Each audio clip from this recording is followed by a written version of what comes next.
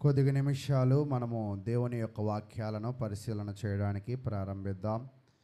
ముందుగా మనము ఉదయము నేర్చుకున్న వాక్యము ఏంటా అనేది ఒకవేళ ఉదయం వచ్చిన వాళ్ళు తెలియజేసినట్లయితే మరి సాయంకాలము ఆరాధనలోకి మనం ముందుకు వెళ్ళడానికి ప్రయత్నం చేద్దాం. ఉదయకాలము ఆరాధన వచ్చిన వాళ్ళు ఉదయం ఏం నేర్చుకున్నాం, దేవుని గూర్చి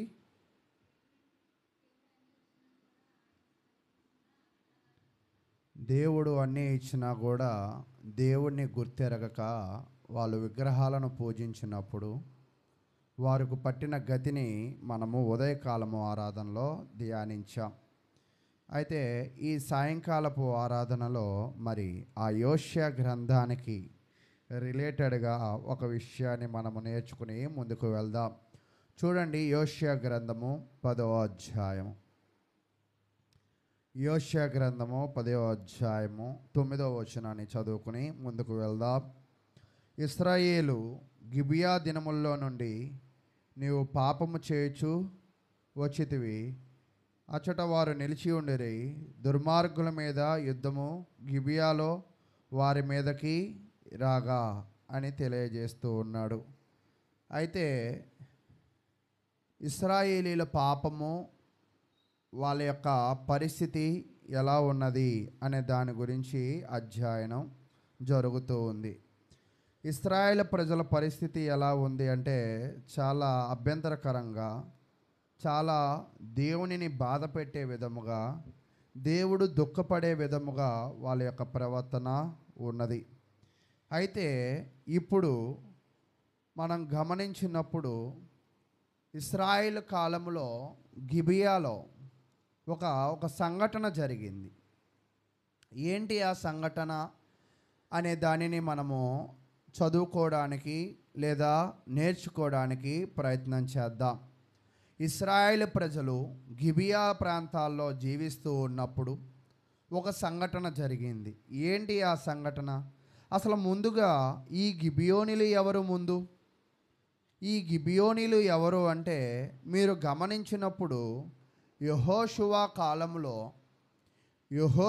కాలంలో ఈ గిబియోనీలు వచ్చి యెహోషువతో ఒప్పందం చేసుకుంటారు.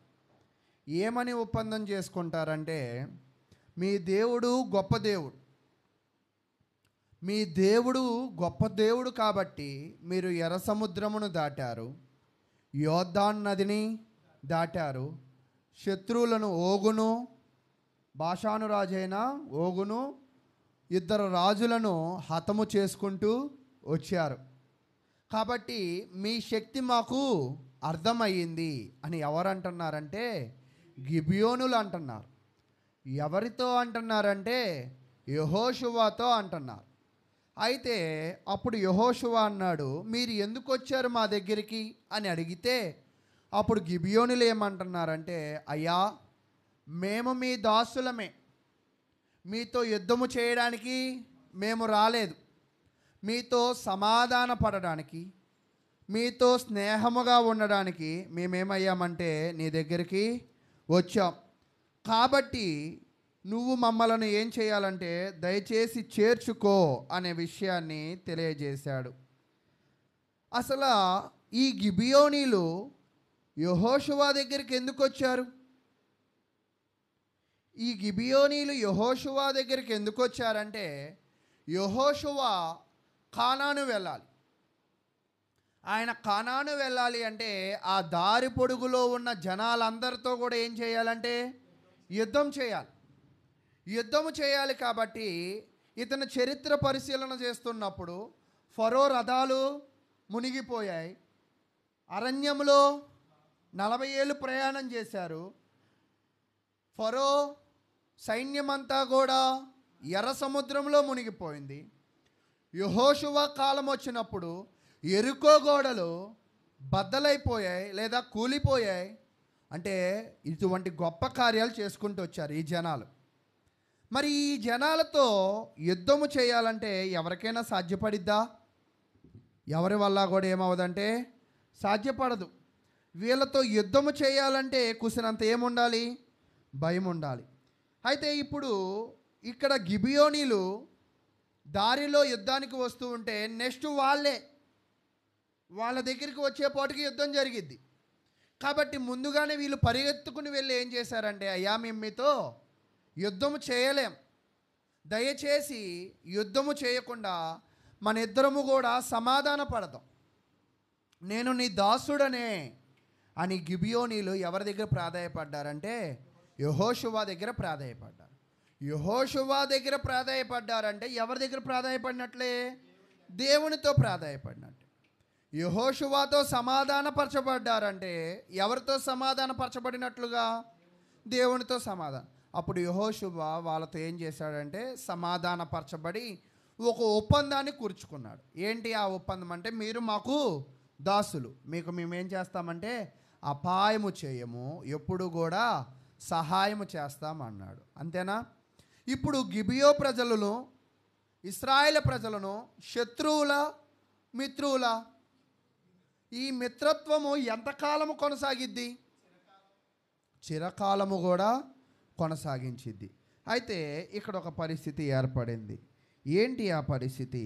మీరు గమనించినప్పుడు చూడండి, న్యాయాధిపతుల గ్రంథములో 19వ అధ్యాయము 216 నెంబర్ పేజీలో, న్యాయాధిపతుల గ్రంథము 19వ అధ్యాయంలో ఇక్కడ ఒక సంఘటన ఉంది. ఏంటి ఇక్కడ సంఘటన అంటే నేను మీకు వివరించే ప్రయత్నం చేస్తాను. ఏంటి అంటే, ఇక్కడ ఒక మంచి అల్లుడిని చూస్తాం. పొద్దున్న మనం ఒకరిని చూసాం, మంచి దాసుడిని చూసాం, లేదా మంచి యజమానిని చూసాం. అంతేనా? ఇక్కడ ఎవరిని చూస్తామంటే పొద్దున్న ఒక మంచి పెయ్యను కూడా చూసాం. ఇప్పుడు ఎవరిని చూస్తామంటే ఒక మంచి అల్లుడిని, మంచి మావయ్యను చూస్తాం. అంటే పొద్దున్న మంచి మావాళ్ళని చూసాం, ఇప్పుడు కూడా మావాళ్ళు. మీరు గమనించండి, ఒకవేళ మీరు ఒక్కసారి ఆలోచించన చేయడానికి నేను కాసేపు టైం ఇస్తాను మీకు. నా ప్రశ్న ఏంటంటే, ఈ రోజుల్లో ఎంతమంది మామ అల్లుళ్ళు తిట్టుకోకుండా, అరుచుకోకుండా, లేదా సంతోషంగా వాళ్ళ యొక్క జీవితాలు ముందుకు నడిపిస్తున్నారు? నా ప్రశ్న అర్థమైందా మీకు? ఎంతమంది అల్లుళ్ళు వాళ్ళ జీవితాల్లో ప్రశాంతంగా ఉంటున్నారు? వాళ్ళ మావలతో కానీ వాళ్ళ యొక్క అల్లుళ్ళతో కానీ ఉంటున్నారా? అసలు ఉండట్లా. మావంటే ఎవరికి పడదు? అల్లుడికి పడదు. అల్లుడు అంటే ఎవరికి పడదు? మావకు పడదు. అసలు ఎవరితో పని మీ ఉద్దేశంలో? నా ఉద్దేశం పక్కన పెడదాం, బైబిల్ ఉద్దేశం కూడా పక్కన పెడదాం. మామకి అల్లుడితో పనా, అల్లుడికి మామతో పనా? మీరు చెప్పండి. అపర్ణ ఒక్కటే చెప్తుంది, మీరెవ్వరు చెప్పట్లా. అల్లుడితో మామకే పనా? మామతో అల్లుడికి పనేం లేదా? అది కూడా ఉంటుందా? వీళ్ళిద్దరిలో ఎవరు ప్రప్రదంగా ఉండాలి? ఎవరికి బాగా గౌరవించాలి? అల్లుడిని మావ బాగా గౌరవించాలా, లేదా మావయ్యని అల్లుడు బాగా గౌరవించాలా? అసలు అలా గౌరవించబడుతున్నామా మనం? అలా గౌరవించాలని మీరు ఎప్పుడైనా మీ తల్లిదండ్రులు చెప్తున్నారా? వాస్తవానికి అల్లుళ్ళు పిల్లనిచ్చారు కాబట్టి అల్లుళ్ళే ఎవరిని బాగా గౌరవించాలి? మావయ్యని బాగా గౌరవించాలి. ఎప్పుడైతే నువ్వు బాగా గౌరవిస్తావు, అల్లుడు కూడా ఏం చేస్తాడంటే నిన్ను బాగా గౌరవించడానికి ప్రయత్నం చేస్తాడు. కాబట్టి ఫస్ట్ విత్తనం ఎవరు వేయాలి? మావయ్య వేయాలి. ఫస్ట్ ఎవరు బాగా ప్రేమించాలి? మావయ్యే ప్రేమించాలి. అయితే ఇక్కడ ఒక మంచి మామ అల్లుళ్ళ చరిత్రను మనం పరిశీలన చేద్దాం, చూద్దాం ఏం జరుగుతుంది అనేది. న్యాయాధిపతుల గ్రంథము 19వ అధ్యాయము 1వ వచనం నుంచి చదువుకుందాం. ఇశ్రాయేలులకు రాజు లేని దినములలో లేవీయుడైన ఒకడు ఎఫ్రాయిముల మాన్యపు ఉత్తర భాగమున పరదేశిగా నివసించుచుండెను. అతడు యోధా బెత్లెహేములో నుండి ఒక స్త్రీని తనకు ఉపపత్నిగా తెచ్చుకొనగా అని చెప్తున్నాడు. ఇక్కడ మీరు ఒక విషయం బాగా గమనించండి. ఏంటి విషయం అంటే, ఒక లేవీ గోత్రికుడు, లేవీయుడైన ఒక వ్యక్తి, ఇతని గోత్రం ఏంటంట? లేవీయుడు. లేవీలు అంటే ఎవరు అసలు అంటే దేవుని పరిచర్య చేసేవాళ్ళు, దేవుని పనిలో పాలిభాగస్తులు లేవీలు. ఈ లేవీడంట ఒక ఉపపత్నిని తెచ్చుకున్నాడంట.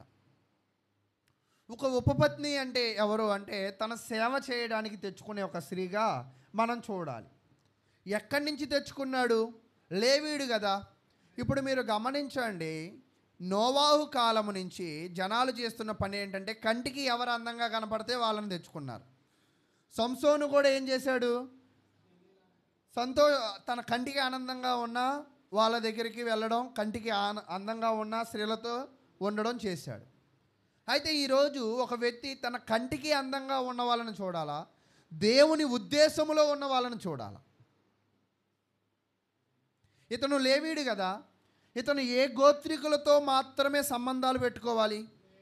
లేవి గోత్రం కాదు, ఇశ్రాయేల్ జాతి వాళ్ళతో పెట్టుకోవాలి. ఓకేనా? కాబట్టి ఇతను లేవీడు కాబట్టి ఇతను ఏం చేశాడంటే బెత్లెహేము అనే గ్రామం, ఆ గ్రామములో ఒక స్త్రీని తనకు ఉపపత్నిగా తెచ్చుకున్నాడు. ఉపపత్నిగా తెచ్చుకున్న తరువాత మరి లేవీడు అంటే ఎవరంటే దేవుని పరిచర్య చేసేవాడు. ఇతను పరిచర్య చేస్తున్న పరిస్థితుల్లో ఈ ఉపపత్నిగా తెచ్చుకున్న స్త్రీ తిని ఏం చేసిందంటే అక్రమ సంబంధం అనేది పెట్టుకుంది. ఆ అక్రమ సంబంధం ఎవరికి తెలిసిందంటే లేవీయుడికి, ఆ లేవి గోత్రికుడికి తెలిసింది. చదువుదాం అక్కడ ఏం జరుగుతుందో అనేది. 2వ వచనం. ఆ ఉపపత్ని అతనిని విడిచి ఒకనితో వ్యభిచరించి యూదా బెత్లెహేములోని తన తండ్రి ఇంటికి పోయి అక్కడ 4 నెలలు ఉండెను. అంటే ఈ లేవి గోత్రికుడు ఈ ఉపపత్ని కొంతకాలం కలిసి కాపురం చేశారు. కలిసి కాపురం చేసిన తర్వాత వీళ్ళ మధ్య ఏమొచ్చాయి అంటే తగాదాలు వచ్చాయి, లేదా గొడవలు వచ్చాయి, లేదా మనస్పర్ధలు వచ్చాయి. ఎందుకు వచ్చాయి? ఇద్దరిలో బాగా ఉంటే వచ్చాయా? ఇద్దరిలో ఎవరో ఒకరు బాగా లేకపోతే వచ్చాయా? ఇద్దరు ప్రవర్తన బాగా ఉంటే సమస్యలు వచ్చిద్దా?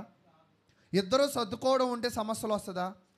అంటే ఇక్కడ ఇద్దరిలో ఎవరు డిఫాల్ట్ అంటే ఆ యొక్క బెత్లెహేము నుంచి వచ్చిన స్త్రీ డిఫాల్ట్ అన్నమాట. ఆమె ఏం చేసిందంటే తన యొక్క పురుషుణ్ణి కాకుండా వేరే భర్తతో కూడా వేరే పురుషుణ్ణి కూడా తనతో వెళ్ళడం అనేది పాపం. అది ఎవరికి అర్థమైంది? లేవీడికి అర్థమైంది. లేవీడికి అర్థమైనప్పుడు ఇక్కడ మీరు బాగా గమనించండి, లేవీడు తోసేశాడా, ఈమె వెళ్ళిపోయిందా? ఆమె వెళ్ళిపోయింది. ఇక్కడ మీరు గమనించినప్పుడు ఇక్కడ పాపం జరిగింది. పాపం జరిగిన తర్వాత ఇంట్లో ఏం పడిద్ది? డిస్కషన్ పడిద్ది, లేదా గొడవ ఉండిద్ది. ఈ గొడవలో ఈమె జయించలేక, ఈమె గెలవలేక, ఈమె తన యొక్క అవమానాన్ని తట్టుకోలేక తను ఏం చేసిందంటే తన భర్తను వదిలి వెళ్ళిపోయింది. వెళ్ళిపోయి ఎక్కడికి వెళ్ళిపోయింది? తండ్రి దగ్గరికి వెళ్ళిపోయింది. ఇప్పుడు ఒకవేళ తండ్రి దగ్గరికి పిల్ల వచ్చింది అనుకుందాం. ఇప్పుడు ఈ తండ్రి ఏం అడగాలి? ఎందుకు వచ్చావు, ఒకదానివే ఎందుకు వచ్చావు అని అడగాలి కదా. ఇతను ఏమైనా అడిగాడా అంటే అడిగాడు. అక్కడ జరిగిన తప్పు అతనికి అర్థమైంది. అర్థమైతే ఈ లేవీడు అంటే ఈ లేవి గోత్రికుడు ఏం చేశాడంటే ఈ వెళ్ళిపోయి 4 నెలలు అయిపోయింది. పిల్లలు ఉన్నారో లేదో అనేది మనకి ఇక్కడ చెప్పలేదు కాబట్టి దాని గురించి చర్చలోకి నేను వెళ్ళను. ఈయన 4 నెలల తరువాత ఇతను మనసు మార్చుకొని ఆమెను వెళ్ళి తెచ్చుకుందాం అనుకున్నాడు. ఆమె పాపం చేసింది, అది బయటపడింది, గొడవ పడ్డాం, ఈమె అలిగెళ్ళింది. అసలు అలగాల్సింది ఎవరు ఇక్కడ? భర్త. బాధపడాల్సింది ఎవరు? భర్త. ఇంట్లో నుంచి వెళ్ళిపోవాల్సింది ఎవరు? భర్త. కానీ ఎవరు వెళ్ళిపోయారండి? ఈరోజు గొడవలు కూడా కొంచెం ఆశ్చర్యంగా ఉంటాయి. మంచి చేసినోడు కన్నా చెడ్డోడు ఏం చేస్తాడు? ఎక్కువ బాధపడిపోతాడు, ఎక్కువ రాద్ధాంతం చేస్తాడు, ఎక్కువ గొడవ చేస్తూ ఉంటాడు. ఇక్కడ ఈమె వెళ్ళిపోతే ఈ లేవీడు ఏం చేశాడంటే వెళ్ళి వాళ్ళ మావయ్య ఇంటికి వెళ్ళాడు. ఇప్పుడు వాళ్ళ మావయ్య ఇల్లు ఎక్కడ? బెత్లెహేం వెళ్ళాడు. ఎవరెవరు వెళ్ళారు? పెద్దలతో వెళ్ళాడా, సింగిల్గానే వెళ్ళాడు? ఒక వ్యక్తి పెద్దలతో ఎప్పుడు వెళ్తాడు? సమస్యను పరిష్కరించుకోవాలంటే వెళ్తాడు. సరే, మరి ఇతను ఏం చేశాడంటే తన దాసుడితో వెళ్ళాడు. అంటే ఆ అమ్మాయి ఎలా ఉన్నా కూడా తెచ్చుకోవాలన్న, అంతేగా ఉద్దేశం. పెద్దలతో వెళ్తే ఎలా తెచ్చుకోవాలని? నాకు అనుకూలంగా తెచ్చుకోవాలి.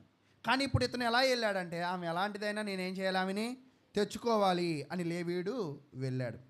వెళ్ళినప్పుడు బెత్లెహేం వెళ్ళాడు. ఇప్పుడు మీరు బైబిల్ బాగా తర్వాత చదువు, నా మాటలు బాగా వినడానికి ప్రయత్నం చేయండి. ఇప్పుడు లేవీయుడు దాసుడు ఎక్కడికి వెళ్ళారు? బెత్లెహేం వెళ్ళాడు. తప్పు ఎవరి వైపు ఉంది? అటువైపే ఉంది, అంటే బెత్లెహేం ఊరిలోనే ఉంది. ఇప్పుడు ఈ అల్లుడు వస్తూ ఉన్నప్పుడు ఎవరు ఎదురొచ్చారంటే మావయ్య ఎదురొచ్చాడు. ఇప్పుడు మావయ్య అల్లుడిని ఏమన్నా, అయితే ఈరోజు అల్లుళ్ళు అయితే కర్రో కత్తో లేదా తొడగొట్టడమో పక్కింటి వాళ్ళని పిలవడమో గొడవాడడానికో సిద్ధపడతాడు. ఏంట్రా ఎన్ని నెలలు అయింది, ఇప్పుడు వస్తావా, ఇప్పుడు గుర్తొచ్చిందా అని అడుగుతారు. అంతేనా? తప్పు ఎవరి వైపు ఉన్నా వాళ్ళ వైపు. ఈరోజు నిజంగా నేను బాగా బతుకు జట్కా బండి బాగా చూసేవాడిని. నిజంగా ఆ బతుకు జట్కా బండికి వచ్చే వాళ్ళందరూ కూడా ఎంత పాపాత్ములో, పాపాలన్నీ చేసి ఎవరికి చూపించాలనుకుంటారు? అవన్నీ మనకు చూపించాలని. మనం ఏం నేర్చుకోవాలని? తప్పు చేసి ధైర్యంగా చెప్తారు, నేను తప్పు చేశా, అయితే ఏంటి అని. నిజంగా ఈరోజు తప్పు చేసిన వాళ్ళు ఎలా తయారయ్యారంటే వాళ్ళలో ధైర్యం బాగా పెరిగిపోయింది. నన్ను ఎవరు ఏం చేయరు కదా అనే ధైర్యం బాగా పెరిగిపోయింది. అయితే ఇప్పుడు ఇక్కడ మావయ్య పరిస్థితి ఎలా ఉంది? ధైర్యంగా వెళ్ళి గొడవాడా లేదా ఏం చేశాడు అనేది మనం చదువుకుందాం.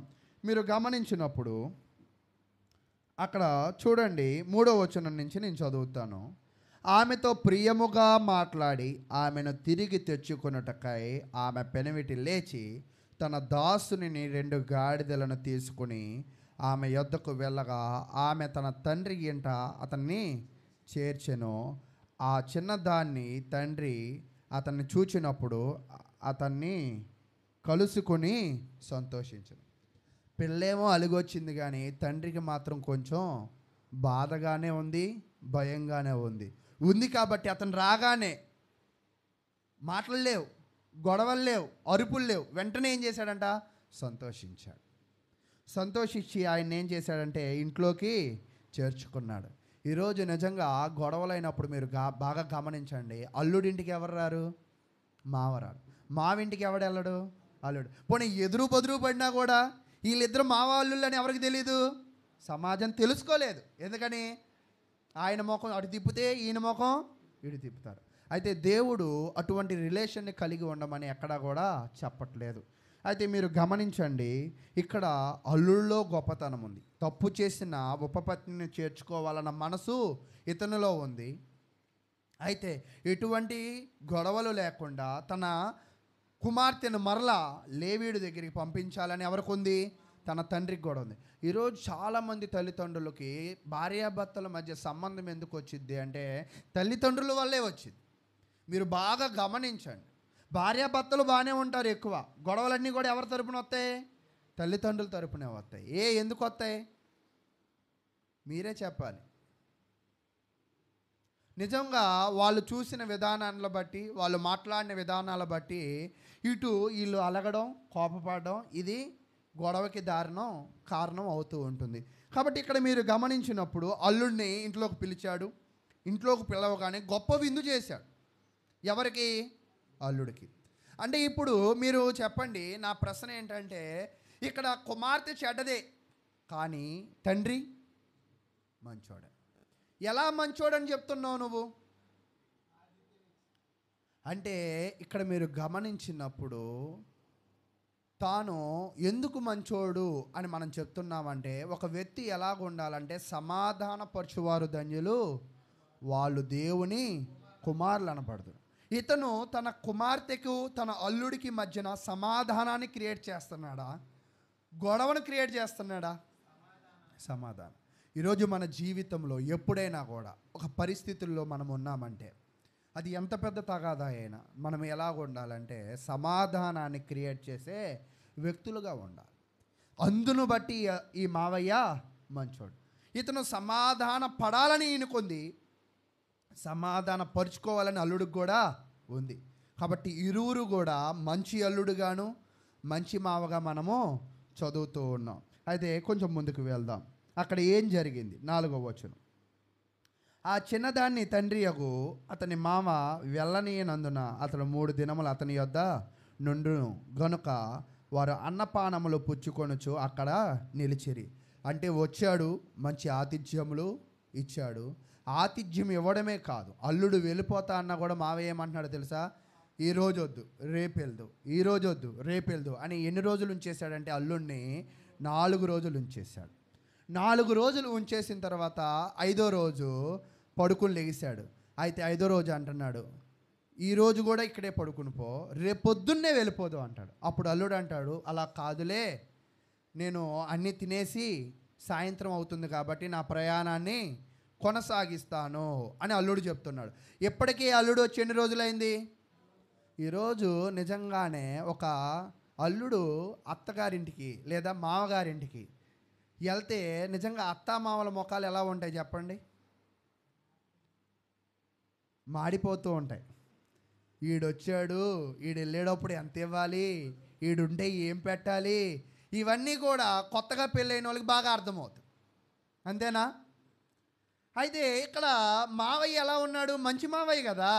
ఏం పెడుతున్నాడు? అడక్క ముందే భోజనం పెట్టాడు, అడక్క ముందే ఇంకెక్కువ రోజులు ఉండమన్నాడు. ఒకవేళ ఈరోజు మావయ్యలు ఏం చేస్తారు? ఈడు ఎప్పుడు వెళ్ళిపోతాడో, ఈడు వెళ్ళిపోతే నా పనికి వెళ్ళి ₹1 తెచ్చుకుంటా, ఈడుంటే నేను ఎక్కడికి కదలలేను. అంటే అల్లుడు ఉంటే ఇంట్లోనే ఎవరు ఉండాలంట? మావయ్య. ఈరోజు నిజంగా అల్లుళ్ళు ఇళ్ళల్లో ఉంటే మావయ్యలు ఏం చేస్తారు తెలుసా? ఎటో పోతారు. పోనీ పెద్దపాటికి ఏమైనా వెళ్తారా అంటే ఆ పెద్దపాటి ఏం కాదు మరలా. అంటే ఇక్కడ ఎందుకు నేను ఈ విషయాలన్నీ చెప్తున్నాను అంటే, మనిషికి మనిషికి మధ్య బాంధవ్యాలు ఎలాగ ఉండాలి, బంధుత్వాలు ఎలాగ ఉండాలి, వాళ్ళు ఎలా కొనసాగాలి. ఇక్కడ తప్పు చేసిన కూతురుని తన అల్లుడితో పంపించడానికి, తన అల్లుడిని పరామర్శిస్తూ, విమర్శిస్తూ కాదు పరామర్శిస్తూ, మంచి విందు పెడుతూ, తిట్లు కాదు విందు పెడుతూ, ఇంట్లో ఇంకా ఉండు ఉండు ఉండు అని బతిమాలుకుంటూ ఒక మంచి వాతావరణాన్ని ఎవరు క్రియేట్ చేశారంటే మావయ్య క్రియేట్ చేశారు. అటువంటి మంచి వాతావరణంలో అల్లుడు ఉన్నాడు. అయితే నేను ఇంకా ముందుకు వెళ్ళిపోతా. ఏమైంది అంటే మీరు చూడండి, 9వ వచనానికి వచ్చేద్దాం. ఆ మనుషుడు తనను అతని ఉపపత్నియు అతని దాసుడును వెళ్ళ లేచినప్పుడు ఆ చిన్నదాని తండ్రి అగు అతని మామ, ఇదిగో ప్రొద్దు గూగుటకు సమీపమాయను, నువ్వు దయచేసి ఈ రాత్రి ఇక్కడ ఉండము. అమ్మో ఇంకా ఇప్పుడే సాయంత్రం అయిపోతుంది, ఈరోజు కూడా నువ్వు ఉండిపో. అలాగే చెప్పావు 4 రోజులు ఉన్నా కదా, ఇంక ఈరోజు నన్ను విడిచిపెట్టు అని అల్లుడు సెలవు తీసుకున్నాడు. చూడండి అక్కడ చెప్తున్నాడు, ఇక్కడ ఈ రాత్రి గడుపుము, రేపు నీ గుడారమునకు వెళ్ళుటకు నీవు వేకువనే లేచి నీ త్రోవను పోవచ్చని అతనితో చెప్పాను అని చెప్పాడు. ఈరోజు పడుకుని పో, ఉదయమే లేచి నువ్వేం చెయ్యి, అక్కడికి వెళ్ళిపో అని చెప్పాడు. అంటే అప్పుడు ఇంచుమించు సమయం ఎంత అవుతుంది? ఒకవేళ గమనించినప్పుడు ఒకవేళ 5, 6 అని మనం అనుకోవచ్చా మన ఈరోజు కాలక్రమేణాన్ని బట్టి?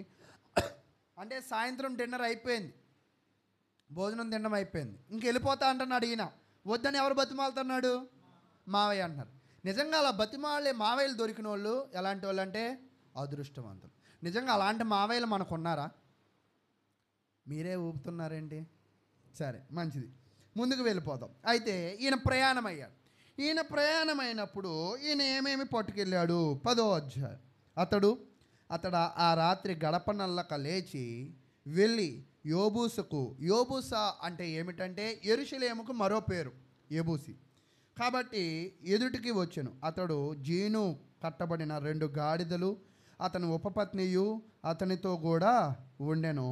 వారు యోబూసునకు సమీపించినప్పుడు ప్రొద్దు చాలా వాలెను గనుక అతని దాసుడు, మనము యోబీసీలనందైన ఈ పట్టణము ప్రవేశించి దానిలో ఈ రాత్రి బస చేదుము రండని తన యజమానితో చెప్పగా అని చెప్పాడు. ఇక్కడ మీరు గమనించినప్పుడు మీరందరూ కూడా అబ్జర్వ్ చేయండి. బెత్లెహేమేమో ఇక్కడ ఉంది, బెత్లెహేమేమో ఇక్కడ ఉంది. ఇప్పుడు వీళ్ళు ఎక్కడ ఉన్నారని? బెత్లెహేములోనే ఉన్నారు. ఈ బెత్లెహేముకి పైకి వెళ్తే ఏముంటుందంటే యెరూషలేము ఉంటుంది. దాన్నే పాతకాలంలో ఏమన్నారంటే యోబీసీ అన్నారు. ఇక్కడికి కొంత దూరం, ఈ కొంత దూరానికి వచ్చేసారు. ఈ కొంత దూరానికి వచ్చేప్పటికి చాలా చీకటి అయిపోయింది. చాలా చీకటి అయిందంటే ఇంచుమించుగా 1 దాటిందని అనుకోవచ్చా మనం? అర్ధరాత్రి అయింది అనుకుందాం ఎగ్జాంపుల్గా. అర్ధరాత్రి అయినప్పుడు ఇప్పుడు ఎవరెవరు ప్రయాణం చేస్తున్నారు? అల్లుడు, కూతురు, దాసుడు. నిజంగా ఇక్కడ ఒక చిన్న ప్రశ్న చూడండి. వచ్చేటప్పుడు ఎంతమంది వచ్చారు? ఎన్ని గాడిదల మీద వచ్చాడు? ఒక గాడిద మీద రావచ్చు కదా. ఇద్దరు కూడా ఎన్ని గాడిదల మీద రావచ్చు? ఒక గాడిద మీద రావచ్చు. కానీ వీళ్ళు ఎంత గాడిదల మీద వచ్చారు అంటే అల్లుడి యొక్క ఉద్దేశం అంటే వెళ్ళి నేను ఆమెని తెచ్చుకోగలను అనే ధైర్యము, అటువంటి జ్ఞానం ఎవరిలో ఉంది? అల్లుల్లో ఉంది. కాబట్టి ఎన్ని గాడిదలు పట్టుకెళ్ళాడు? 2 గాడిదలు పట్టుకెళ్ళాడు. సరే, ఇప్పుడు ఎవరెవరు వెళ్తున్నారంటే 2 గాడిదలు, గాడిద మీద 3 మనుషులు. ఆ 3 మనుషులకు కావాల్సిన ఆహార పదార్థాలు వీళ్ళు సిద్ధపరచుకున్నారు. ఎందుకు ఆహార పదార్థాలు సిద్ధపరచుకున్నారంటే అప్పుడు కొట్లు లేవా అంటే అప్పుడు కూడా ఉండేవి, కానీ చాలా ధర ఎక్కువే కాదు. కానీ అప్పుడు కొనుక్కునేటప్పుడు ఎలా ఉండేదంటే ఈరోజు మనం డబ్బులు ఇస్తున్నాం కదా, అప్పుడు వస్తువు మార్పిడి, రోకలు ఎక్కువగా చెల్లేవి కావు, వస్తువు మార్పిడి. నువ్వు అది ఇవ్వు, నేను ఇది ఇస్తాను అని. కాబట్టి ఎందుకు ఈ గోలంతా అని ఏం చేస్తాడంటే గాడిదకి కావాల్సిన గడ్డి, మనిషికి కావాల్సిన ఆహారం ఇవన్నీ కూడా ఏం చేశారంట? సిద్ధపరచుకొని బెత్లెహేము నుంచి ఎక్కడి దాకా వచ్చారు? యెరూషలేముకి వచ్చారు. ఇక్కడికి వచ్చిన తర్వాత చాలా కొంత అలిసిపోయారు. చీకటి పడ్డాక వీళ్ళకి భయం వేసింది అనుకోవచ్చు. ఎందుకు అంటే మీరు గమనించండి, మంచి సమరయుడు కథలో విన్నప్పుడు అతను వెళ్తూ ఉండగా అక్కడ ఏమైందంటే దొంగలు అతనిని దోచుకున్నారు. అంటే అర్ధరాత్రి పూటలో ప్రయాణం చేస్తే ఎవరు దోచుకుంటారు? దొంగలు దోచుకుంటారు. వీళ్ళనే ఎందుకు దోచుకుంటారంటే వీళ్ళ గాడిదలు ఇవన్నీ చూస్తుంటే వీళ్ళు బాగా ఉన్నోళ్ళని అని అనుకుంటూ ఉంటారు. కాబట్టి దోచుకుంటారేమో అని ఎవరు భయపడి ఉండొచ్చు? దాసుడు భయపడిపోయి మనం ఇక్కడే ఉండిపోదాం అని చెప్పాడు. అప్పుడు ఈ అల్లుడు ఏమంటున్నాడంటే మనం ఇక్కడ ఉండద్దు, ఎందుకంటే ఈ ఓబీసీలో ఎవరుంటారు?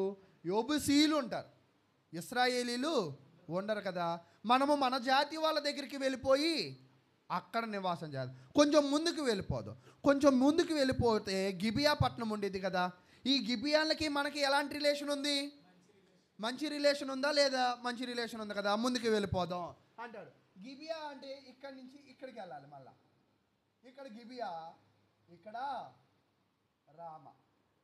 అంటే ఒకవేళ చాలా దూరం అయి ఉండొచ్చు, రాత్రంతా ప్రయాణము అయి ఉండొచ్చు. అందుకోసం వీళ్ళు ఏం చేశారంటే ఇక్కడ రెస్ట్ తీసుకుందాం అనుకున్నారు. అయితే కాదు, కొంచెం ముందుకు వెళ్ళిపోదామని గిబియా దాకా వెళ్ళిపోయారు. గిబియా దాకా వెళ్ళిపోయిన తర్వాత ఇక్కడ ఏం జరిగిందో నేను వివరిస్తాను. ఏం జరిగిందంటే ఆ ఊరిలోకి ఎంటర్ అయ్యారు. మరి అర్ధరాత్రి ఎంటర్ అయ్యారు కదా, మరి ఎవరైనా పిలుస్తారా? ఎవరైనా భోజనం ఇస్తారా? దాహానికి నీళ్ళు ఇస్తారా? ఏమేమి అసలు వాళ్ళు ఇచ్చినా వీళ్ళకి అవసరం లేదు. ఎందుకని? తాగడానికి నీళ్ళు ఉన్నాయి, తినడానికి తిండి ఉంది, గాడిదకి మేత ఉంది. అంటే వీళ్ళని ఎవరు చేర్చుకున్నా వాళ్ళకి వీళ్ళేం కాదు, భారం కాదు, వీళ్ళది వీళ్ళు తెచ్చుకున్నారు. అయితే చూడండి 12వ వచనం. అతని యజమానుడు ఇశ్రాయేలు కాని అన్యుని పట్టణము ప్రవేశింపము, గిబియా వరకు ప్రయాణము చేయదుమనెను. మరియు అతడు నీవు రమ్ము, ఈ స్థలంలో ఏదో ఒక ఊరికి సమీపించి గిబియాలోనే కానీ రామాలోనే కానీ ఈ రాత్రి బస చేసేదమనెను అని చెప్పాడు. అప్పుడు వారి సాగి వెళ్ళుచుండగా బెన్యామీనుల గిబియా దగ్గర నున్నప్పుడు ప్రొద్దుగూగెను. కావున వారు గిబియాలో ఆ రాత్రి గడుపుట అక్కడికి చేరసాగిరి. అతడు చేరి ఆ ఊరి సంత వీధిలో ఉండెను. బస చేయుటికి ఎవ్వడునో వారిని తన ఇంటికి పిలువలేదు. ఇక్కడ ఈ గిబియాలో ఎవరున్నారు? అసలు ఈ గిబియాలో ఎవరున్నారంటే బెన్యామీలు ఉన్నారు. కాబట్టి బెన్యామీనీలు లేవీలకు మంచి రిలేషన్ ఉంది కదా.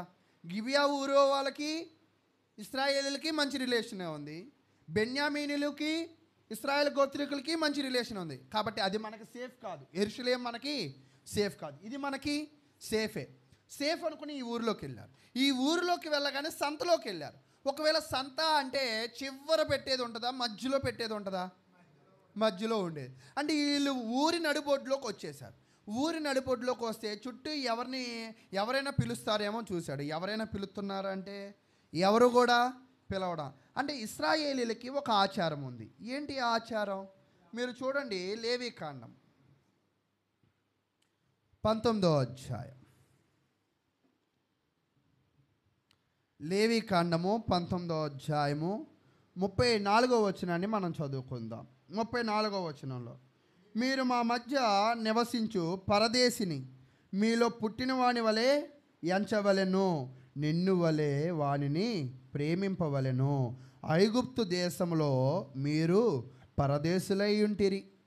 అంటే ఇక్కడ దేవుడు ఏం చెప్తున్నాడంటే, ప్రతి ఇశ్రాయేలులకి ఏం చెప్తున్నాడంటే, పరదేశులను పరదేశులుగా చూడద్దు, బయటోళ్ళగా చూడద్దు, మీ వాళ్ళగానే వాళ్ళని చూడండి. నిన్ను వలె నీ పొరుగు వారిని ప్రేమించండి అని చెప్పాడు. అంటే ఇక్కడ దేవుడు ఇశ్రాయేలు ప్రజలకి ఏం చెప్పాడంటే, మొదటి నుంచి కూడా నీ పొరుగు వారిని ప్రేమించు, నన్ను కూడా ప్రేమించు అని చెప్పాడు. అయితే ఇప్పుడు గిబియాలో వీళ్ళు ఉన్నారు కదా, ఎవరెవరు ఉన్నారు? ఎంతమంది ఉన్నారు? 3 ఉన్నారు. ఎన్ని గాడిదలు ఉన్నాయి? 2 గాడిదలు ఉన్నాయి. వీళ్ళని ఎవరైనా పిలుస్తున్నారా? పిలవట్లేదంటే ఇప్పుడు ఈ ఊరిలో ఉన్నోళ్ళు చెడ్డోళ్ళ మంచోళ్ళ? మన భాషలో చెడ్డోళ్ళు. ఎందుకంటే తన పరదేశులను ఏం చేసుకోవట్లా, చేర్చుకోవట్లా, పిలవడం లేదు. అయితే అదే హెబ్రీ గ్రంథంలో ఇంకొక విషయాన్ని తెలియజేస్తాడు. హెబ్రీలు రాసిన పత్రిక 13వ అధ్యాయం. అసలు మనం ఎందుకు ఇతరులకు ఆతిథ్యం ఇవ్వాలి? మనం ఎందుకు పరదేశులను ప్రేమించాలి? మనం ఎందుకు ఇతరులను నిన్ను వలే నీ పొరుగువారిని ప్రేమించాలని దేవుడు చెప్పాడంటే 13వ అధ్యాయంలో 1వ వచనం చదువుదాం. సహోదర ప్రేమ నిలవరముగా ఉండనీయుడు, ఆతిథ్యము చేయ మరొకటి, దాని వలన కొందరు ఎరుగకయే దేవదూతలకు ఆతిథ్యము చేసిరి అని చెప్పాడు. మనమంట ఎవరికైనా కూడా, ఎటువంటి వారికైనా కూడా మన దగ్గరికి వస్తే ఏం చేయాలంట? ఆతిథ్యం. అంటే శత్రువులు వచ్చినా కూడా చేయాలంటే, ఎలాంటి వాళ్ళు వచ్చినా మన కళ్ళ ముందుకి, మన జాతోళ్ళు వచ్చారా, మన కులపోళ్ళు వచ్చారా, మన సంఘస్థులు వచ్చారా, మన బంధువులు వచ్చారా, మన ఇరుగు పొరుగు వారు వచ్చారా అనే కోణంలో మనం చూడకూడదు. మన ఇంటికి వచ్చిన తర్వాత ఎవరికైనా ఆతిథ్యము చేయ మరొకడి. అంటే ఒకవేళ దేవుడు ఇశ్రాయేలు ప్రజలకు ఏం నేర్పించాడంటే, మీరు అందరికీ ఆతిథ్యము చేయండి అని చెప్తూ ఉన్నాడు. అయితే కాబట్టి ఇక్కడ వీళ్ళు ఆతిథ్యం చేస్తున్నారా చేయట్లేదంటే చేయడం లేదు. ఎందుకు వీళ్ళు చేయట్లా? అసలు ఎందుకు వీళ్ళు ఇలా తయారయ్యారు? మనం అనుకుంటూ ఉంటాం, మన పిల్లలు ఎందుకు ఇలా తయారయ్యారంటే ఆ స్కూల్లో ఉన్నాడు, వాడితో తిరిగాడు అని అనుకుంటాం కదా. అసలు ఇక్కడ ఉన్న బెన్యామీనీలు ఇంత కఠినంగా తోటివారు టైంలో వచ్చినప్పుడు, వేళల్లో వచ్చినప్పుడు ఒక స్త్రీ ఉంది, ఆతిథ్యం చేయాలి కదా, ఎవరు ఎందుకు పిలవట్లేదంటే వీళ్ళ సహవాసం ఎవరితో ఉందంటే కానానీయులతో. కానానీయులు ఎలాంటి వాళ్ళంటే ఇతరులను వాళ్ళు ప్రేమించే వాళ్ళు కాదు. కాబట్టి వీళ్ళకి కూడా ఏ గుణం వచ్చిందంట? ఇతరులను ప్రేమించే గుణం వీళ్ళకి కూడా రాలా. అయితే ఈ లోపల ఒక ముసలాయన వచ్చాడు. ఆయన ఎక్కడి నుంచి వచ్చాడో మనకి చెప్పడంలా. ఒక ముసలాయన వచ్చాడు, వచ్చి వాళ్ళని చూసి ఏం చేశాడంటే ముందుగా పరామర్శించాడు అన్నమాట. కాబట్టి పరామర్శించినప్పుడు అక్కడ ఏం జరిగింది అనేది మనం చదువుదాం. చూడండి 14వ వచనం. అప్పుడు వారు సాగి వెలుచుండగా బెన్యామీనీలు గిబియా దగ్గర ఉన్నప్పుడు ప్రొద్దుగూకెను. కావున వారు గిబియాలో ఆ రాత్రి గడుపుటకు అతడికి చేరసాగిరి. అతడు చేరి ఆ ఊరి సంత వీధిలో నుండెను. బస చేయుటకు ఎవడునూ వారిని తన ఇంటికి పిలవలేదు. ఎందుకంటే వాళ్ళ హృదయాల్లో దేవుని వాక్యం లేదు, ఇతరులను ప్రేమించాలన్న మనసు కూడా లేదు. అంటే వాళ్ళ హృదయాలు దేంతో నిండిపోయాయి? కపటముతో నిండిపోయాయి, ద్వేషముతో నిండిపోయాయి. అక్కడ ఏం జరిగిందంటే 16వ వచనం. ఆ చోటి మనుషులు బెన్యామీలు సాయంకాలమున ఒక ముసలివాడు పొలములోని తన పని నుండి వచ్చెను. అతడు ఎఫ్రాయిమీల మాన్య ప్రదేశము నుండి వచ్చి గిబియాలో నివసించేవాడు. అంటే ఒకవేళ ఇక్కడ మనం అధ్యయనం చేసినప్పుడు రోజు మారిపోయింది అనుకుంటాం. వాళ్ళు బెత్లెహేము దగ్గర నుంచి యెరూషలేముకి వెళ్ళినప్పుడు చీకటి పడి ఉండొచ్చు. యెరూషలేము దగ్గర నుంచి రామాకి వెళ్ళినప్పుడు ఇంకొక రోజు వచ్చి ఉండొచ్చు. ఎలా చెప్పగలము అంటే అతను ముసలోడు ఎక్కడి నుంచి వచ్చాడంట? పొలం పని చేసుకుని వచ్చాడు. అంటే వాళ్ళు ప్రారంభించి ఒక రోజు అయ్యింది అని మనం గ్రహించినప్పుడు ఆ ముసలాయన వచ్చి ఏం చేశాడు అంటే అక్కడ మీరు గమనించండి. 17వ అతడు కన్నులెత్తి ఊరి సంత వీధిలో ప్రయాణస్తుడైన ఆ మనిషిని చూసి, నువ్వెక్కడికి వెళుచున్నావు, నువ్వెక్కడ నుండి వచ్చితివి అని అడిగాను. అందుకు అతడు, మేము యోధా బెత్లెహేము నుండి ఎఫ్రాయిముల మాన్యం అవతలకు వెళ్ళుచున్నాము. నేను అక్కడి వాడను. నేను యోధా బెత్లెహేమునకు పోయి ఉంటిని, ఇప్పుడు యెహోవా మందిరమునకు వెలుచున్నాను. అప్పుడు తన ఇంట నన్ను చేర్చుకొనలేదు అని చెప్తున్నాడు. ఈ ముసలాయన ఏం మాట్లాడుతున్నాడంటే మీరు గమనించండి, ఎవరు నన్ను చేర్చుకోలా అని చెప్తున్నాడు.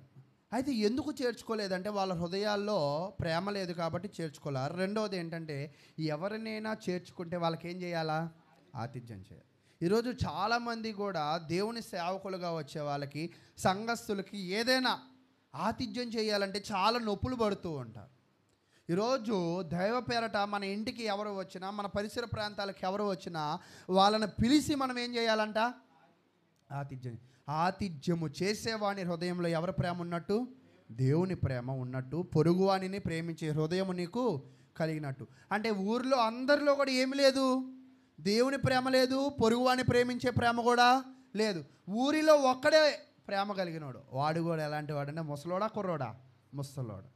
అంటే ఈరోజు నిజంగా మనం గమనిస్తున్నప్పుడు యవనస్తుల్లో కానీ, చాలా నడి వయసులో ఉన్న వాళ్ళకే కానీ ఇతరులను గౌరవించడం సరిగా రాదు, ఇతరులను ప్రేమించడం కూడా రాదు, దేవుని వాక్య జ్ఞానము కూడా వాళ్ళకి ఉండదు. ఈరోజు చూడండి, వందనాలు పెద్దోళ్ళు చెప్తారు కానీ ఎవరు చెప్పరు? పిల్లలు చెప్పరు. అంటే దాని విలువ వాళ్ళకి అర్థం కాక. కాబట్టి ప్రియులారా, నేను ఇక్కడ ఏం తెలియజేస్తున్నాను అంటే ఒక వ్యక్తిని గౌరవించాలి, ఒక వ్యక్తిని ఆతిథ్యం చేయాలి, ఒక వ్యక్తిని ఆపదలో ఆదుకోవాలి. ఎప్పుడైతే నువ్వు ఆదుకుంటావో దేవుని ప్రేమ నీలో ఉన్నట్లుగా మనం నేర్చుకోవాలి. అయితే ఇక్కడ ముసలాయన పిలిచిన తర్వాత మీరు గమనించినప్పుడు అయితే ఈయన మాట్లాడుతున్నాడు అన్నమాట. అల్లుడు ఏమని మాట్లాడుతున్నాడంటే, మమ్మల్ని ఎవరైనా చేర్చుకుంటే మాకేమి భోజనం పెట్టక్కర్లా, మాకేమి నీళ్ళు ఇవ్వక్కర్లా, మా గాడిదికి గడ్డేమి ఇవ్వక్కర్లా, అన్నీ మా దగ్గరే ఉన్నాయి అని ముందే చెప్తున్నాడు. ఎందుకని అంటే ఒకవేళ ఎవరైనా చేర్చుకుంటే ఏమైనా పెట్టాలని భయపడతారేమో అని. ఈయన ముసలాయన కదా, ముసలాయన అంటే బాగా డబ్బులు ఉంటాయా? డబ్బులు ఉండవా? అది ఈ లోపల ఒకళ్ళు వచ్చి దేవుని పేట ఎవరు వచ్చినా పెట్టచ్చులే అని అంటూ ఉంటారు. మన పరిస్థితులు బట్టి ఉంటుంది ఏదైనా. అంటే దేవునికి పెట్టాలని అప్పులు చేసి పెట్టడం కాదు, అరువులు తెచ్చుకొని పెట్టడం కాదు, ఉన్నంతలో గొప్పగా వచ్చిన వాళ్ళకి పెట్టాలి. అర్థమైందా? కాబట్టి ప్రియులారా, నేను కూడా ఇక్కడ ఏం చెప్తున్నానంటే ఇతను ముసలాయన, కష్టపడే ఆయన. అంటే ఇతను ఆస్తిపరుడనా? ఆస్తిపరుడు కాదనా? ఆస్తిపరుడు కాదు. అంటే డెక్కొడితే రెక్కాడని కుటుంబం అనుకోవచ్చు. కాబట్టి ఒకవేళ ఈ ముగ్గురు అతని ఇంటి మీద పడితే అతనికి ఏమైపోద్ది? అతని ధాన్యం కొంత తగ్గచ్చు, అతని నీళ్లు కొంచెం తగ్గచ్చు, అతని గడ్డి కొంచెం తగ్గచ్చు అనే భయం ఉండిద్దేమో అని ముందే ఇతను ఏం చెప్తున్నాడు? నువ్వేమి మాకు ఇవ్వక్కర్లా, మీ ఇంటికి చేర్చుకో అని చెప్పాడు. అప్పుడు ముసలాయన ఏం చేశాడంటే అతని ఇంటికి చేర్చుకున్నాడు. అసలు ఇంట్లో ఎవరెవరు ఉన్నారు? ఈ ముసలాయనకి తోడు ఎవరున్నారంటే ముసలాయన, ఆయనకొక కుమార్తె, వీళ్ళిద్దరే అక్కడ చెప్తూ ఉన్నాడు. వీళ్ళిద్దరింటికి ఎంతమంది అతిథులు వచ్చారు? ముగ్గురు వచ్చారు. ఇప్పుడు ఇంట్లో ఎంతమంది ఉన్నారు? 5 ఉన్నారు. అయితే ఈ 5 ఒక చెడు సంఘటన అనేది ఎదురవుతుంది. కాబట్టి అందరూ చాలా జాగ్రత్తగా దృష్టి పెట్టాలి. ఏంటి ఆ చెడు సంఘటన అంటే, వీళ్ళు రావడం ఎవరు చూశారంటే ఊరందరు జనాలు చూశారు. ఎవరు చేర్చుకోలేదు కానీ వేరే వాళ్ళు చేర్చుకున్నప్పుడు వచ్చేసారు. ఎందుకు వచ్చారు? అసలు ఎందుకు వచ్చారంటే మీకు ఒక సంఘటన గుర్తు చేస్తా. లోతు ఇంటికి దేవదూతలు వచ్చినప్పుడు లోతు ఇంటి చుట్టూ చాలా జనాలు వచ్చారు. ఎందుకు వచ్చారు? ఆ జనాలతో తప్పు చేయాలి, పాపము చేయాలని వచ్చారు. అయితే ఇప్పుడు వీళ్ళు ఎందుకు వచ్చారంటే, ఈయన వచ్చింది ఉపపత్ని కోసం కాదు, వీళ్ళు వచ్చింది ఎవరంటే ఆ అల్లుడు కోసం. అంటే కానానీలలో ఒక చెడు స్వభావం ఉండేది. ఏంటి ఆ చెడు స్వభావం అంటే పురుషుడితో వెళ్ళే ఒక తప్పు చేస్తూ ఉండేవాళ్ళు. కాబట్టి వీళ్ళు స్త్రీల కన్నా ఎవరిని బాగా కోరుకునేవాళ్ళు అంటే పురుషుల్ని బాగా కోరుకునేవాళ్ళు. అయితే ఇప్పుడు ఇక్కడ గిబియాలో ఉన్నవాళ్ళు ఎవరు? బెన్యామీలు. ఈ బెన్యామీనీలు కానానీలతో సహవాసం చేయడం ద్వారా వీళ్ళు కూడా ఏమైపోయారంట? స్త్రీలతో కన్నా పురుషులతో వెళ్తూ ఉన్నారు. కొత్తగా ఎవరైతే వచ్చారో వాళ్ళ మీద వీళ్ళు ఏం చేశారంట? కన్నేశారంటారు కదా మన భాషలో, వేసి వాళ్ళను చెరపట్టించాలని, వాళ్ళను ఇబ్బంది పెట్టాలని చుట్టుముట్టారు. చుట్టుముట్టిన తర్వాత అక్కడ ఏం జరుగుతుంది మనం చదువుతాం. చూడండి, మీరు గమనించినప్పుడు 22వ వచనం, వారు సంతోషించుచుండగా 5 కలిసి చక్కగా తింటున్నారు, చక్కగా ముచ్చట్లు మాట్లాడుకున్నారు, సంతోషంగా ఉంది. ఇప్పటిదాకా వీళ్ళ పని బాగానే ఉంది. ఇప్పుడు ఏం జరిగింది? 22వ వచనం, వారు సంతోషించుచుండగా ఆ ఊరి వారిలో కొందరు పోకిరీలు ఆ ఇల్లు చుట్టుకొని తలుపు కొట్టి, నీ ఇంటికి వచ్చిన మనుషుని మేము ఎరుగునట్లు అతన్ని బయటకు తమ్మని ఇంటి యజమానినైనా ఆ ముసలివానితో అనగా అని చెప్పారు. మీ ఇంటికి వచ్చారు కదా, వాళ్ళని బయటికి తీసుకురా. ఎవరంటా వచ్చింది? పోకిరీలు, మనుషులు కాదు. పోకిరి ఎదవలు అంటారు కదా మన భాషలో, పోకురు. ఈరోజు ఎప్పుడు కూడా ఇతరుల దేన్ని మనం ఆశించాం. దేనిని? గాడిదైనను, ఎద్దైనను, స్త్రీనైనను, ధనమైనను, ఏది ఎప్పుడు మనం ఏం ఆశించాలంటే మన కష్టమును మనము ఆశించాలి. మనం ఇతరుల కష్టాన్ని ఆశించకూడదు. ఇతరులు ఏది కూడా మనకి వద్దనుకోవాలి. అలా అనుకుని జీవించాలి. అటువంటి జీవిత విధానాలను మనం ఏం చేయాలో తెలుసా? స్థిరపరచుకోవాలి. ఇప్పుడు ఇక్కడ అల్లుడు ఇతరుల ఆస్తిని కావాలనుకున్నాడా? అనుకోలే. కాబట్టి ఇక్కడ మీరు గమనించినప్పుడు పోకిరులు అంటే ఎవరంటే వాక్యమును ఎరగని వారు. పోకిరులు ఎవరు అంటే తప్పు చేయడానికి సిద్ధంగా ఉన్నవారు. పోకిరులు ఎవరంటే ఇతరులను చెరపడానికి సిద్ధపడినారు. కాబట్టి ప్రియులారా, మీ జీవితంలో ఎన్నడూ కూడా ఇతరుల దాని మీద దేని మీదగా ఆశపడకుండా జీవించే ప్రయత్నాన్ని మీరు కష్టపడి మీరు చేయాలి. ఎప్పుడైతే నువ్వు కష్టపడతావో నీకు కావాల్సిన వాటన్నిటిని దేవుడే సిద్ధపరుస్తాడు. ఇక్కడ అల్లుడు ఎంతో కష్టపడి ఆ సంతలో ఉన్నాడు. ఎవరో ఒకరు పిలిచారా లేదా? పిలిచారు. ఒక వ్యక్తి ఎప్పుడైతే న్యాయంగా కష్టపడతాడో ఖచ్చితంగా దేవుడు ఏం చేస్తాడంట? మేలు చేస్తాడు. అందుకే దేవుడు ఒక వాక్యం చెప్తాడనమాట. భోజనము అంటే పని చేయకుండా ఒక వ్యక్తి ఏం చేయకూడదో తెలుసా? భోజనం చేయకూడదు. అసలు పని ఎందుకు చేయమన్నాడంటే, నువ్వు పని చేయకపోతే ఇతరులు దాని మీద ఎప్పుడూ ఆశపడుతూ ఉంటావు. నువ్వు ఎప్పుడు ఆశాజీవి. ఎందుకని? వాడేం తెచ్చాడా, వీడేం కొన్నాడా, వాడేం పట్టుకుపోయాడా, నీ దృష్టి అంతా కూడా దేని మీద ఉండిద్ది? పక్కన వాళ్ళ మీద ఉండేది. నీ దృష్టి నీ మీద ఉండాలంటే నువ్వేం చేయాలో తెలుసా? పని చేయాలి. మరి నీ దృష్టి పొరుగు వారి మీద ఉంటే నువ్వేమవుతావు తెలుసా? పోకిరి వాడివి అవుతావు. కాబట్టి ఇక్కడ ఈ పోకిరి వారి దృష్టి ఎవరి మీద ఉంది? ఆ ఇరుగు పొరుగు వాళ్ళ మీద ఉంది. ఆ ఇరుగు పొరుగులో కొత్తగా వచ్చిన జనం మీద ఉంది. డోర్ కొట్టాడు, ముసలాయన బయటకు వచ్చాడు. నీ ఇంటికి ఎవరో వచ్చారు కదా, వాళ్ళని పంపించు. ఏంటో గొప్ప అధికారం కలిగిన రాజులాగా బయటికి పంపించు అన్నాడు. ఈయన కూడా భయపడ్డాడు. ఎందుకు అంటే వాళ్ళు ఎలాంటి వాళ్ళు ఈయనకి కూడా బాగా తెలుసు. కాబట్టి అయ్యా, ఈ పాపము నువ్వు చేయొద్దు, ఇటువంటి చెడు స్వభావాన్ని నువ్వు కలిగి ఉండదు. కావాల్సి వస్తే నా కుమార్తె ఉంది, కావాల్సి వస్తే తన ఉపపత్ని ఉంది, కానీ పురుషుడితో వెళ్ళడం అనేది పాపం అని ఎవరు చెప్తున్నారు? ముసలాయన చెప్తున్నారు. అయితే అంటే ఈ ముసలాయన ఆతిథ్యం ఇచ్చాడు, ఈ ముసలాయన ఇంటికి చేర్చుకున్నాడు. ఈ ముసలాయన వచ్చిన అతిథులను ఏం చేస్తున్నాడంట? కాపాడుతున్నాడా, బాధ పెడుతున్నాడా? కాపాడుతున్నాడు. అయితే అక్కడ ఏం జరిగింది అనేది మనం చదువుకుందాం. 23వ వచనం, బయలు వెళ్ళి నా సహోదరులారా, అది కూడదు, అట్టి దుష్కార్యము చేయవు. అంటే పొరుగు వానిది కోరుకోవడం అనేది ఎలాంటి కార్యం అంట? దుష్కార్యం. పొరుగు వాని దేని మీదైనా కూడా నువ్వు ఆశ పెట్టుకున్నావంటే నువ్వేం చేసినాడు అంట? దుష్కార్యం చేసి. ఆ పని నువ్వు చేయొద్దు అని ఆ ముసలాయన ఎవరిని మందలిస్తున్నాడంట?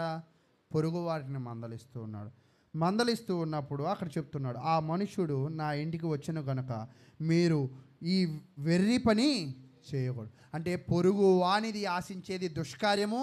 ఏం పని అయిద్దంట? వెర్రి పని.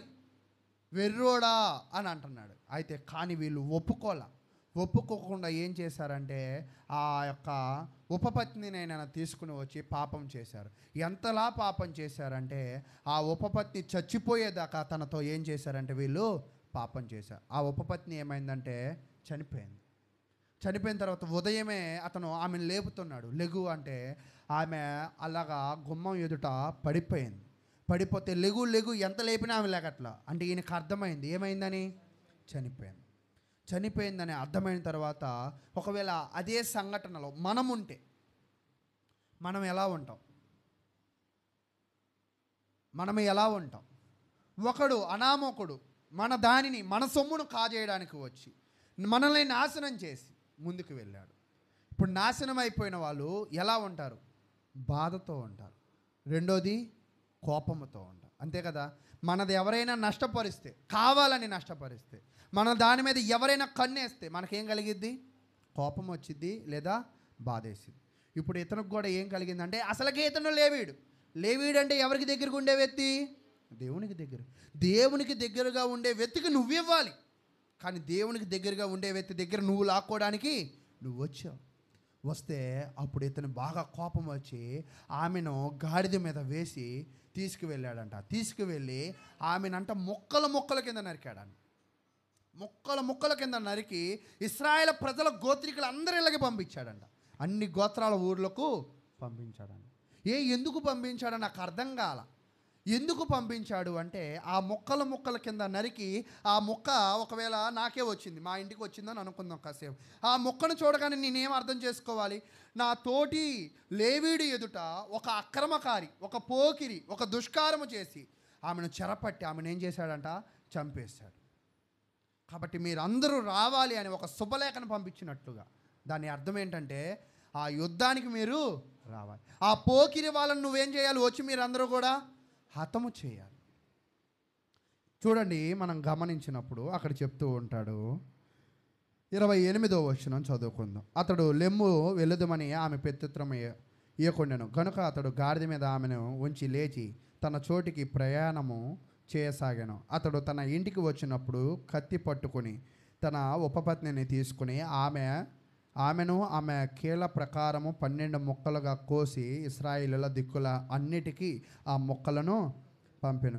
ఇప్పుడు ఇశ్రాయేలులు అందరూ కలిసి ఎవరి మీద యుద్ధానికి వెళ్తారు? బెన్యామీల మీద. ఎందుకు యుద్ధానికి వెళ్తారు? వాళ్ళు చేసిన పోకిరి చేష్టలు బట్టి, వాళ్ళు చేసిన దుష్కారమును బట్టి. కాబట్టి ప్రియులారా, నేను ఇక్కడ మీ అందరికీ ఏం చెప్పాలనుకుంటున్నానంటే, అసలు వాస్తవానికి ఆయన బెత్లెహేము దగ్గర వచ్చేటప్పుడు బాధతో వచ్చాడు, వెళ్ళేటప్పుడు సంతోషంతో వెళ్ళాడు. సగదూరం ఏం మిగిలిందంటే బాధ మిగిలింది. అసలు ఆయన ఎక్కడికి వెళ్ళాలనుకున్నాడంటే రామాకి వెళ్ళాలనుకున్నాడు. అసలు రామాలో ఏముందంటే దేవుని యొక్క గుడారం ఉంది. తన వెళ్ళిపోయిన భార్య తిరిగి వచ్చింది కదా, ఒకవేళ నాకు తెలిసి పాప పరిహారార్థ బలి చెల్లించడానికి తప్పిపోయిన తన భార్యను తెచ్చుకున్నందుకు బలి అర్పించడానికి దేవాలయానికి వెళ్దాం అనుకున్నాడు, ప్రత్యక్ష గుడారానికి వెళ్దాం అనుకున్నాడు. కానీ చనిపోయిన ఆమెతో గుడారానికి వెళ్ళకుండా ఎక్కడికి వెళ్ళిపోయాడంట? తన ఊరే వెళ్ళిపోయాడు. ఊరు వెళ్ళిపోయి ఏం చేశాడంటే, అంటే దేవాలయానికి వెళ్ళాల్సిన వాడిని ఎక్కడికి పంపించారంటే ఇంటికి పంపించారు. ఎవరు? స్వార్థపరులు, పోకిరి వాళ్ళు, ఇతరుల దాని మీద ఆశపడేవాళ్ళు. కాబట్టి ప్రియులారా, నేను మీకు తెలియజేసేది ఏంటంటే, ఎన్నడూ కూడా మనం పొరుగు వాని దేని మీద కూడా మనం ఏం చేయకూడదంట? ఆశపడకూడదు. ఎప్పుడైతే నువ్వు ఆశపడతావో నీ మీద ఒక విపత్తు నువ్వు తెచ్చుకున్నట్టే. ఈ పోకిరి వాళ్ళు ఇతరుల దాని మీద ఆశపడ్డారు కాబట్టి అక్కడ ఏం జరిగిందో తెలుసా? వాళ్ళందరూ గుంపు కూడి ఇతని మీదకి, ఆ జనాల మీద, ఆ గిబియో మీదకి యుద్ధానికి వచ్చారు. కాబట్టి ఎన్నడైనా కూడా మీ జీవితంలో ఇతరుల దాని మీద అన్యాయంగా ఆశపడకూడదు. ఒకవేళ న్యాయమైన సమ్మతి ఉంటే, న్యాయమైన సమ్మతి అంటే మీకు ఒక విషయం చెప్తాను. న్యాయమైన సమ్మతి అంటే మీరు గమనించినప్పుడు, ఒకవేళ ఆకలి దప్పులతో ఇప్పుడు వీళ్ళు వచ్చారు, అనుకోకుండా ఊరు వచ్చినప్పుడు ఆయన ఏం చేయొచ్చు? మనం చేర్చుకోవచ్చు. కావాలని పొరుగువాడిని మనం నష్టపరచడానికి ఎన్నడూ కూడా చూడకూడదు. ఎప్పుడు ఎదుటివాడి దగ్గర ఏది ఆశించకుండా ఉండే క్రైస్తవ జీవితాలను మనము గణించాలి. అయితే ఇక్కడ నేను ఒక విషయాన్ని మీకు బాగా నేర్పించడానికి ప్రయత్నం చేస్తాను. ఏంటి ఆ విషయము అంటే, వీళ్ళు ఎఫ్రాయిము నుంచి ఎక్కడికి వచ్చారు? బెత్లెహేముకి వచ్చారు. బెత్లెహేము నుంచి మరలా ఎక్కడికి వెళ్ళారు? ఎఫ్రాయిముకి వెళ్ళారు. ఈ 2 ప్రయాణాల్లో వీళ్ళకు కావాల్సిన ఆహారాన్ని, కావాల్సిన గడ్డిని, నీళ్ళను ఏం చేశారంట? సిద్ధపరచుకున్నారు. అలాగే ఈరోజు మన జీవితంలో మనం ఏం చేయాలంటే, మన భావితరాలకు, మన జీవితాలకు కావాల్సిన కొన్నిటిని మనం ఏం చేయాలి? సిద్ధపరచాలి. సిద్ధపరచడము అంటే ఇక్కడ ఆత్మ సంబంధమైన జీవితం గురించి. వీళ్ళు చూడండి, వెళ్ళేటప్పుడు వచ్చేటప్పుడు అన్నీ సిద్ధంగా వెళ్ళారు. ఈరోజు నిజంగా చర్చికి వచ్చేటప్పుడు అన్నీ సిద్ధంగా వచ్చే వాళ్ళు ఎంతమంది ఉన్నారు చూడండి. చర్చికి వచ్చేటప్పుడు అక్కడ దొరికిన 10 రూపాయలు పట్టుకుని వస్తారు. లేదా దారిలో వాళ్ళ అబ్బాయినో, వాళ్ళ అమ్మాయినో, వాళ్ళ అన్నయ్యనో, వాళ్ళ నాన్ననో, వాళ్ళ భర్తనో ఎవరు అడిగి వస్తారు. ఇలా కాదు. దేవునికి ఇచ్చేది ఎలా ఉండాలంటే ముందుగానే సిద్ధపడాలి. ముందుగానే ఎలా సిద్ధపడాలంటే, దేవుడు నన్ను వర్ధిల్లింపజేశాడు, నా జీతం ఎంత, ప్రతి వారం నేను ఇంత వేయాలి అని ముందుగానే మనం ఏం చేయాలో తెలుసా? సిద్ధపాటు కలిగి ఆ కానుకొని తెచ్చుకోవాలి.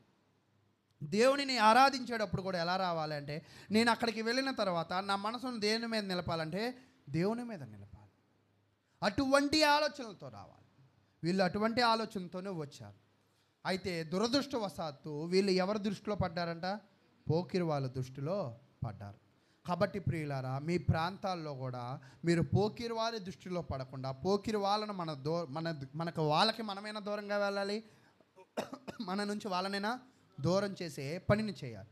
వాళ్ళని దూరం చేయాలని, వాళ్ళని హతమార్చాలని ఇక్కడ ఎంతమంది ఏకమయ్యారంట? అందరు గోత్రికులు ఏకమయ్యారు. కాబట్టి నేను ఇంకొక విషయం ఏం చెప్తున్నాను అంటే, మనలో ఉన్న బలహీనతలను కూడా మనం దూరం చేసుకోవడానికి మనం ఏం చేయాలంటే, మనం ఏకమై మనలో ఉన్న బలహీనతలను దూరం చేసుకోవాలి. అంటే నేను ఎలా కంపేర్ చేస్తున్నాను అంటే, ఒక సంఘటన జరిగింది, ఆ సంఘటనలో మనమేం అర్థం చేసుకోవాలి, మనకేం అర్థమవుతుంది, మనం ఎలాగా జీవించాలి అనేది చెప్తున్నా. కాబట్టి ప్రియులారా, ఎంతో మంచి మావ అల్లుళ్ళ సంబంధం ముందు చూసాం. ఆ మావ అల్లుళ్ళ సంబంధం కొంచెం ముందుకు వెళ్ళిన తర్వాత విషాదముతో ప్రారంభమైంది. ఉపపత్ని పాపం చేయడం విషాదం, మావ అల్లుళ్ళు కలుసుకోవడం సంతోషం, తర్వాత ఇంటన చేరడం సంతోషం, తర్వాత చెరపట్టబడడం బాధాకరం, చనిపోవడం బాధాకరం, మళ్ళీ యుద్ధం చేసి గెలవడం సంతోషం. దీనిని బట్టి మీకు ఒక విషయం అర్థం కావాలి, ఒక మనిషికి ఎప్పుడు కూడా టైం ఒకలాగా ఉండదు. ఒక్కోసారి ఒక ముళ్ళు 6 దగ్గర ఉండిద్ది అంటే మరలా ఆ ముళ్ళు ఎక్కడికి వెళ్ళిద్ది? 12 దగ్గరికి వెళ్ళిద్ది. అంటే అప్పటిదాకా మనం ఏం చేయాలి? నిరీక్షించాలి. ఈరోజు నీకు బాధలు వచ్చాయంటే నువ్వు నిరీక్షించు. నీకు ఈరోజు దుఃఖం వచ్చిందంటే నువ్వు నిరీక్షించు. మరలా ఏమొచ్చిద్దని? సంతోషం వచ్చింది. అయితే ఈ మధ్యలో నువ్వు ఎలా జీవించాలంటే ఇటువంటి మంచి అల్లుళ్ళుగా జీవించాలి.